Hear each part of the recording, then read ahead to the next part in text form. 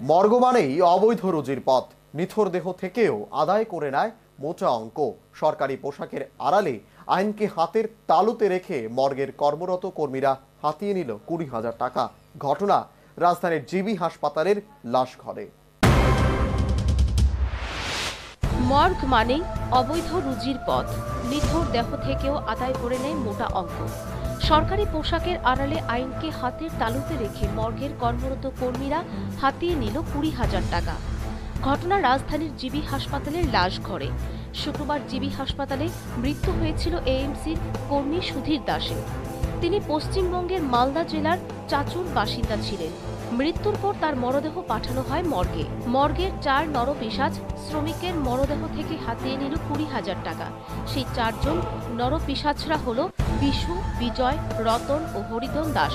প্রত্যেকেই মর্গের সরকারি কর্মচারী।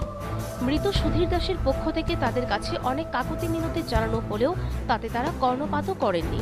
বাধ্য হয়ে মর্গে কর্মরত নরপিশাচদের হাতে তুলে দিতে হয় 20,000 টাকা।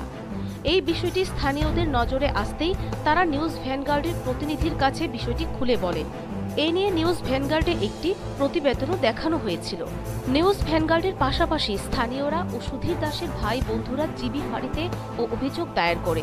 সকলের মিলিত প্রয়াসে রবিবার মর্গের নরপিশাচদের কাছ থেকে হাতিয়ে নেওয়া 20,000 টাকা উদ্ধার করা হয়েছে বলে জানান স্থানীয় কৌশিক ঘোষ। টাকা ডিমান্ড করার কোনো লিগ্যাল রাইটই নেই, ওরা ডিমান্ড করতেই পারে না, এটা ফ্রি পরিষেবা।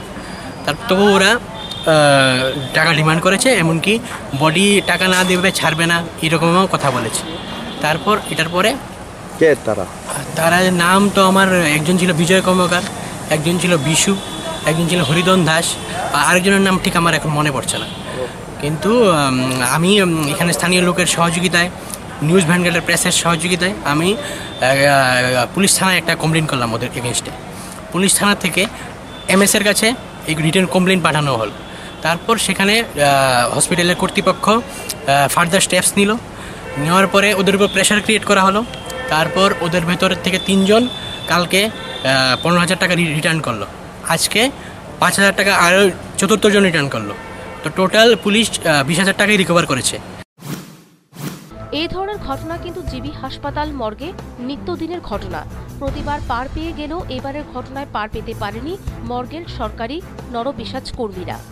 নিউজ ভ্যানগার্ড, প্রশাসন ও স্থানীয়দের মিলিত প্রয়াস তাদের অবৈধ রোজগারের পথে জল ঢেলে দিল।